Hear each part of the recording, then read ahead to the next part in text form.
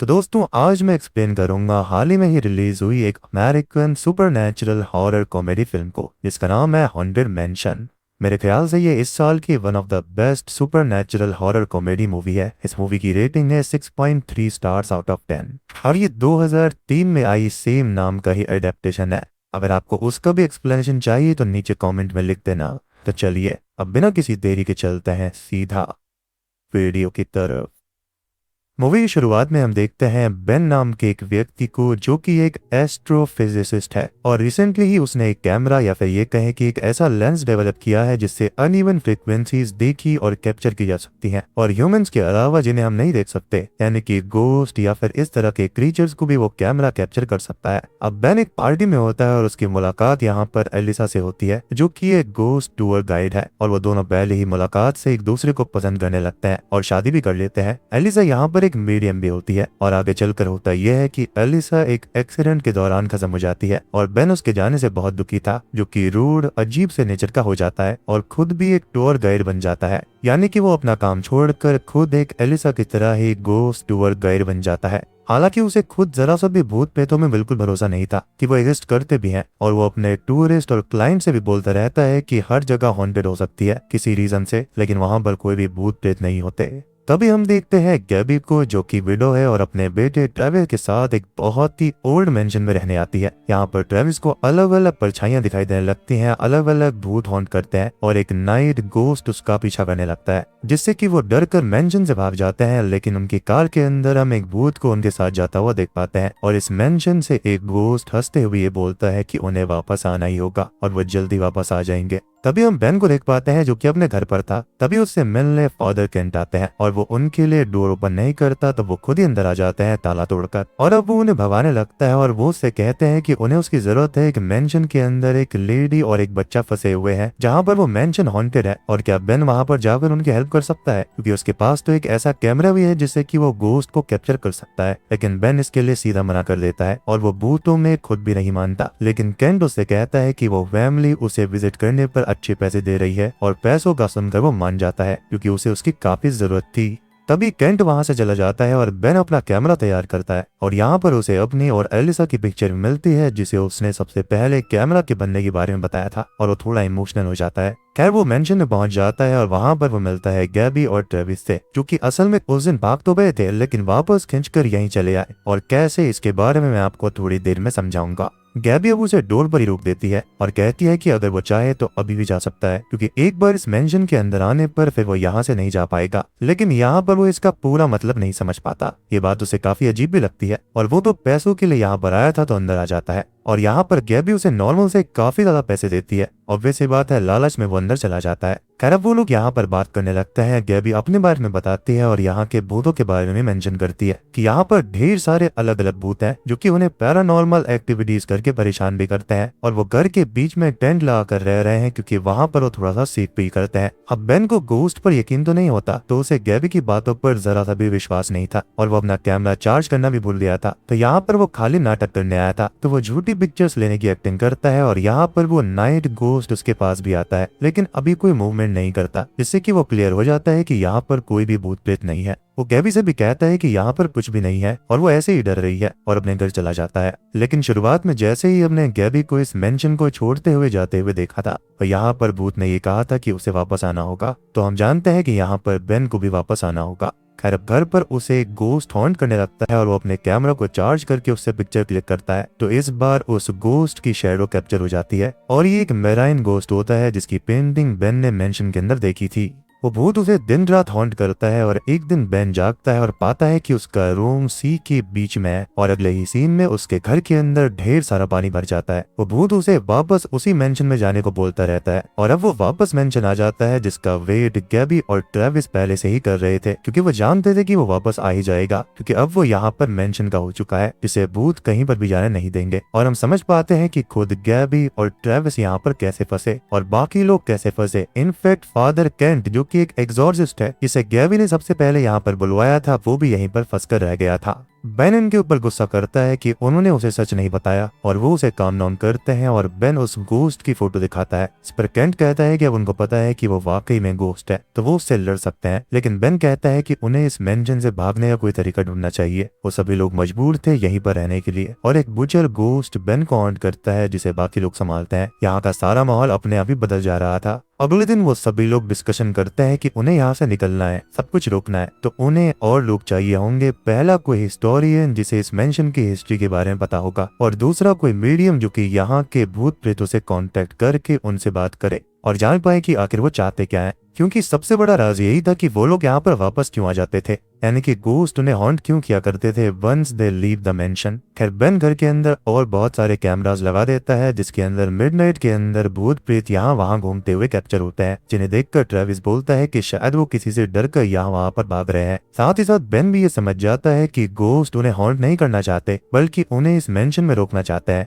अब आगे के कुछ सीन्स के अंदर बेन और केंट बाहर जाता है और एक हिस्टोरियन ब्रूस से मिलता है जिसे उस मेंशन के बारे में काफी कुछ पता था और वो बताता है कि 1788 में ये मेंशन डिस्कवर हुआ था। इसके प्रीवियस ओनर विलियम ग्रेसी थे जिसकी वाइफ एलेनोर ग्रेसी की एक बीमारी से जान चली जाती है और तब से ही उस मेंशन के अंदर अजीब चीजें होना शुरू हो गई। अब ब्रूस के पास उस मेंशन का ब्लूप्रिंट तो था ही, तो बेन और केंट उससे वो छीन कर भाग जाते हैं। एज ब्रूस की उम्र काफी ज्यादा थी और उसे हार्ट अटैक कभी भी आ सकता था क्योंकि उसकी ओपन हार्ट सर्जरी अगले ही हफ्ते होने वाली थी और वो वहां पर फंस जाए ये बिल्कुल भी अच्छा नहीं होता। खैर अब ब्लूप्रिंट उनके हाथ में था, थोड़ी बहुत जानकारी भी हाथ में थी और मीडियम हैरियट भी यहाँ पर आकर फंस जाती है। अब वो लोग ये फिगर आउट करते हैं कि यहाँ पर जब एलेनोर की जान गई थी फिर यहाँ पर कुछ मीडियम्स आए थे और सब लोग बड़ी बेरहमी से मारे गए। कुछ नॉर्मल लोग भी यहाँ पर आकर फंसे और मारे गए। कभी 2 ट्विंस भाइयों ने एक दूसरे को गोली मार दी थी तो कभी एक वाइफ ने अपने 5 हस्बैंड्स के गले काट दिए और खुद भी मारी गई। खैर तभी उनको एक लेटर मिलता है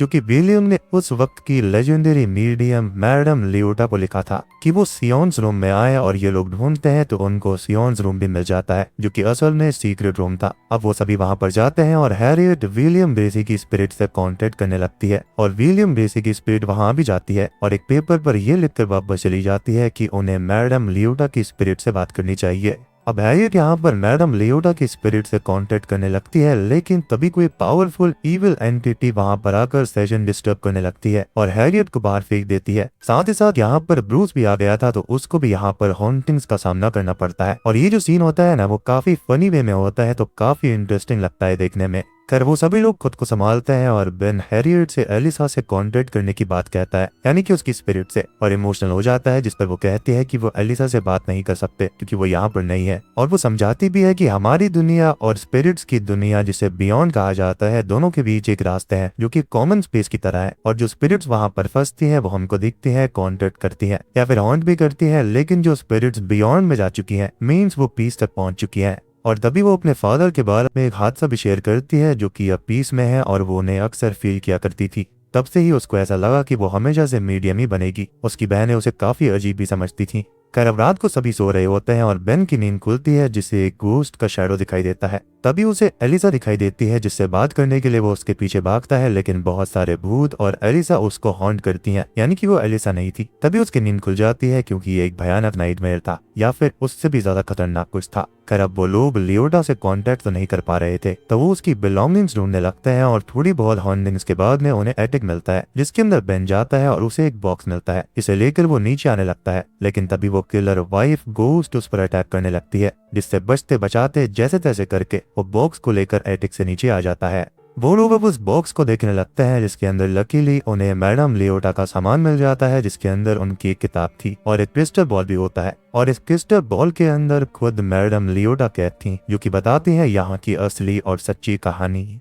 तो असल में विलियम अपनी वाइफ के जाने से बहुत दुखी था और उसने एलेनोर की स्पिरिट से कांटेक्ट करने के लिए मैडम लियोटा को बुलाया था। इन्होंने कोशिश तो करी लेकिन बहुत बार ट्राई करने के बावजूद भी कभी एलेनोर की स्पिरिट नहीं आई। उल्टा उन लोगों ने एक ऐसा गेटवे ओपन कर दिया था डेड की दुनिया का जहाँ से ढेर सारी स्पिरिट्स या फिर गोस्ट यहाँ पर आने लगे और बस गए। अब मैडम लियोडा ने यहाँ पर विलियम को मना किया कि वो रहने दे और एलेनोर से कांटेक्ट नहीं हो सकता, लेकिन वो नहीं माना और कोशिश करता रहा, जिस वजह से एक इविल स्पिरिट एलेनोर के रूप में उसके पास आई और उसको खत्म कर दिया। लियोडा ने उस स्पिरिट के बारे में पता किया तो वो यहाँ पर रहने वाली एक ऐसी इविल स्पिरिट है जो कि यहाँ के लोगों को खत्म करके उनकी स्पिरिट्स को कैद कर लेती है और वो ग्रीफ यानी दुख पर फीड करती है, जिसने विलियम के दुख पर फीड किया और फिर उसे खत्म कर दिया। अब मैडम लियोटा आगे बताती है कि वो उस इविल को देख पाए उससे पहले ही उसने उसको खत्म कर दिया और इस क्रिस्टल बॉल में कैद कर दिया, यानी कि उनकी स्पिरिट को। और वो आगे बताती है कि वो कोई इविल रिचुअल करना चाहता है जिसके अंदर 1000 सोल्स उसको लगेंगी और वो अभी तक 933 को कैद कर चुका था और आने वाली फुल मून नाइट पर वो अपना अगला शिकार हंट करेगा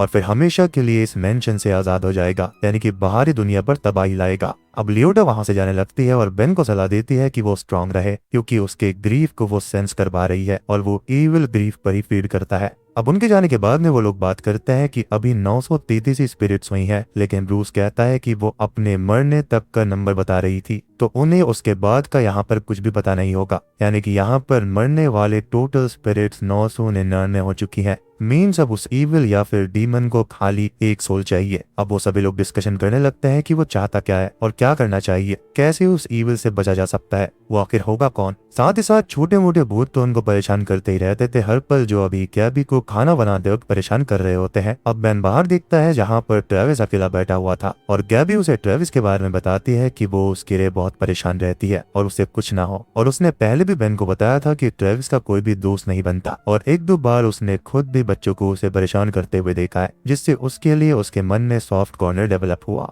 वो उससे बात करने जाता है जिसे ट्रेविस बोलता है कि स्कूल के बच्चे उससे बात नहीं करते, उसे पसंद नहीं करते, वो अकेला ही रहता है और अपने डैड को मिस कर रहा है। बेन उसे समझाता है, उसके साथ टाइम स्पेंड करता है, हंसी मजाक करता है, जिससे कि उसे काफी अच्छा लगता है और थोड़ा बहुत बेन भी खुश था। खैर अब हैरियट कहती है कि वो एस्ट्रल प्रोजेक्शन करके स्पिरिट्स वर्ल्ड में जाएगी और वहां से उस इविल डार्क स्पिरिट के बारे में पता लगाने की कोशिश करेगी उन स्पिरिट से, और वो रिचुअल भी करना शुरू करती है, लेकिन इन सब के बारे में उसे ज्यादा डिटेल में पता नहीं था। उसने खाली ऊपर ऊपर से ये चीजें पढ़ी थी। लेकिन बेन यहाँ पर एस्ट्रल प्रोजेक्शन में घूमने लगता है। अब वो यहाँ पर भूत प्रेतों को देखता है कि वो यहाँ कैसे रहते हैं और विलियम की स्पिरिट से मिलता है जो कि उससे कहता है कि वो यहाँ से चला जाए क्योंकि उस डार्क स्पिरिट को एक ही सोल चाहिए जो वो कैसे भी करके ले लेगा और फिर सब इटर्निटी के लिए यहीं पर फंस कर रह जाएंगे, आजाद नहीं हो पाएंगे। तभी वहां पर वो डार्क स्पिरिट आ जाती है जो कि बेन को पकड़ने लगती है और ये स्पिरिट है इनफेमस हेड बॉक्स गोस्ट जो कि बेन पर अटैक करता है, लेकिन बेन उससे बचकर भागता है और इसी बीच एक स्पिरिट यहाँ से भागने के लिए उसकी बॉडी पर कंट्रोल कर लेती है, लेकिन हैरियट बेन के लिए रास्ता दिखाने लगती है और अब वो वापस रियल वर्ल्ड में आ जाता है। वो उसका नाम लेकर उसे वापस बुलाते हैं और ऐसा ही कॉन्सेप्ट हमने इंसीडियस फिल्म के अंदर भी देखा है। उसका लेटेस्ट पार्ट 5 भी आ चुका है जिसको मैंने ऑलरेडी एक्सप्लेन कर दिया है। समाओ अगर आपने मिस कर दिया है तो उसको जाकर देख लेना, उसका लिंक आपको नीचे डिस्क्रिप्शन में और पिन कमेंट में मिलेगा। अब वो लोग हेड बॉक्स गोस्ट के बारे में बात करते हैं जिसका एक रफ स्केच भी बनवाते हैं और फेशियल मैच से ये पता चलता है कि ये गोस्ट है क्रम्प नाम की एक रईस आदमी का, जिसकी बैक स्टोरी उन्हें पता चलती है कि वो एक अब्यूज्ड बच्चा था जिसको उसकी माँ के खत्म होने के बाद उसके डैड ने घर से निकाल दिया और वो यहीं पर रहते हैं। कुछ ही वक्त बाद डैड की मिस्टीरियस तरह से डेथ हो गई और क्रम्प भी वापस आ चुका था जो कि दिन रात पार्टी करता था बहुत से लोगों को बुलाकर, लेकिन बाद में पता चला कि वो पार्टी में एक एक पर्सन को पिक करके उन्हें खत्म कर देता था और ये करता था वो डार्क मैजिक के लिए, जिससे उसके पास हेल्थ और वेल्थ बहुत सारी आ गई थी। लेकिन इवेंचुअली लोगों को उसका सच पता चल चुका था और उसे खत्म करके उसकी बॉडी को यहीं पर बैरी कर दिया, लेकिन उसका सर कभी भी नहीं मिला। अब हैरियट कहते हैं कि क्रम्प की स्पिरिट को बैनिश करने के लिए उन्हें उसकी कोई बिलोंगिंग चाहिए होगी, जिसके लिए बेन, कैंट और ट्रेविस क्रम्प के मेंशन जाते हैं और उनके साथ यहाँ पर मेराइन गोस्ट भी आया था जो कि उनको बताता है कि क्रम्प को आखिरी सोल विलिंगली चाहिए, यानी कि वो ऐसे ही किसी को नहीं मार सकता, मीन्स कि वो पर्सन खुद से ही उसे उसके हवाले सौंप दे। और यहाँ पर मेराइन गोस्ट उनको एक तहखाना भी दिखाता है सिर्फ इस शर्त पर कि वो उनको उसी के पास मिले जाएंगे जिसके अंदर ट्रेविस जाता है और ये जगह असल में विक्टिम्स की बॉडीज को हाइड करने के लिए थी और यहाँ पर क्रम्प का सर भी मिल जाता है जिसकी हैट लेकर वो लोग वापस आ जाते हैं। बेन अब ट्रेविस को बाहर ही रुकने का बोलता है और अंदर जाने लगता है, जिसे कैंट सच बताता है कि वो कोई एग्जॉर्सिस्ट या फिर प्रीस्ट नहीं है बल्कि एक फ्रॉड है जो कि पैसों के लिए नाटक करता है। लेकिन बेन उससे कहता है कि उसने उसकी मदद करी है तो अब उसे खुद पर भरोसा रखना होगा, आगे वो जो कुछ होगा वो देख लेंगे। अब वो लोग अंदर जाते हैं तो यहाँ पर क्रम्प का जो भूत होता है वो ब्रूस को पजेस कर चुका था और उन दोनों पर अटैक करता है और हैट लेकर जलाने के लिए फेंक देता है ताकि बैनिश रिचुअल ना हो पाए। खैर अब क्रम्प की स्पिरिट ब्रूस से बाहर निकल जाती है और बेन भी अब तक गैबी और हैरियट को ले आया था जिनको उसने बांध कर रखा हुआ था। अब फाइनली वो अपना प्लान रिवील करता है कि उसका असली शिकार ट्रेविस बनेगा, जिसे वो उसके फादर की आवाज से मैनिपुलेट कर रहा था। और गैबी अब बेन को बताती है कि उसका हस्बैंड असल में इस दुनिया में नहीं है, उनका डिवोर्स नहीं हुआ था, बल्कि उसका हस्बैंड यहाँ पर है ही नहीं। अब वो और बेन ट्रेविस को बचाने के लिए भागते हैं, जिसे क्रम्प मैनिपुलेट करके अपने जाल में फंसाने ही वाला होता है, लेकिन बेन उसको रोकता है, उसको समझाता है कि उसके फादर जा चुके हैं और उसे मूव ऑन करना चाहिए जैसे कि उसने किया। और अब वो बेन को संभाल कर उसके साथ बाहर आ जाता है। अब यहाँ की बाकी स्पिरिट्स केंट और ब्रूस पर अटैक करती हैं और ब्रूस उस हैट का एक छोटा सा टुकड़ा जलने से बचा लेता है। यहाँ पर केंट स्पिरिट से बात करता है, उनको समझाता है कि क्रम्प इविल है, वो उसका साथ ना दे और फ्री होकर यहाँ से वो जा सकती हैं या फिर फ्री होकर रह सकती हैं बिना डरे। और अब सभी स्पिरिट्स उसकी बात मान लेती हैं। बेशक वो यहाँ पर स्पिरिट्स को भगा नहीं पाया एक एग्जॉर्सिस्ट की तरह, लेकिन उसने अपने साथ उन्हें मिला लिया था। अब बेन, ट्रेविस और गैबी ग्रेव वर्ल्ड में पहुंच जाते हैं, जहां पर क्रम बेन को मैनिपुलेट करने लगता है कि वो यहां से उसके साथ चले तो अपनी वाइफ के साथ रह सकता है, उससे कह सकता है कि वो उससे कितना प्यार करता था। अब तक वहां पर अच्छी वाली स्पिरिट्स भी आ जाती हैं और क्रिस्टल बॉल से बाहर आई हुई मैडम लियोडा भी आ जाती हैं और अब वो हैरियट से बैनिश रिचुअल कराती हैं, जिससे क्रम हेल में बैनिश होने लगता है और बेन से बार बार उसके साथ चलने को बोलता रहता है। लेकिन फाइनली बेन अपने ग्रीफ से बाहर आ चुका था और वो उसे किक करके हेल में फेंक देता है और यहाँ पर जो डीमंस थे उनसे यहाँ पर लड़ती है यहीं पर कैद हुई सारी की सारी स्पिरिट्स, जो कि यहाँ पर केंट की बात मान रही थी। अब कुछ स्पिरिट्स चली जाती हैं और कुछ अच्छी स्पिरिट्स हमेशा के लिए यहीं पर रुकने का फैसला करती हैं और हंसी खुशी के साथ गैबी और ट्रेविस के साथ रह लेती हैं। मूवी के एंडिंग सीन में हम केंट को देखते हैं, जो कि अब असली प्रीस्ट बनने के लिए चल देता है। हैरियट के पास अब और कैपेबिलिटीज और कॉन्फिडेंस आ जाता है। ब्रूस को नए दोस्त मिल गए थे, जिससे वो बहुत ही खुश रहता है। गैबी और ट्रेविस घर में अच्छे से रहते हैं हंसी खुशी के साथ और ट्रेविस अब स्कूल में भी अच्छा परफॉर्म कर रहा था। वहीं पर बेन एक चीज नोटिस करता है कि उसके घर के आगे हमेशा एक बिल्ली रहा करती थी, जो कि कुछ और नहीं बल्कि उसकी वाइफ एलिसा की ही स्पिरिट के रूप में कोई एनिमल का जन्म हुआ था। और इस बिल्ली को देखकर बेन ये समझ जाता है कि ये कोई और नहीं बल्कि उसकी ही वाइफ एलिसा है, जिसने की कैट के रूप में जन्म लिया है। बेन इसके बाद में काफी खुश रहने लगता है और अपने नॉर्मल लाइफ में वापस आ जाता है और अपनी वाइफ के गम को कम कर चुका है और उसके बिहाफ पर एक पेट को अडॉप्ट करता है, जो कि कुछ और नहीं बल्कि वही बिल्ली है। खैर अब एंडिंग सीन में हम देख पाते हैं कि बेन और गैबी उसी मेंशन के अंदर होता है और उन दोनों के मन में एक दूसरे के लिए फीलिंग्स भी थी। यहाँ पर सभी लोग आए हुए थे हैलोवीन को सेलिब्रेट करने के लिए और यहाँ पर गोस्ट के साथ में वो अच्छे से हैलोवीन को सेलिब्रेट करते हैं। और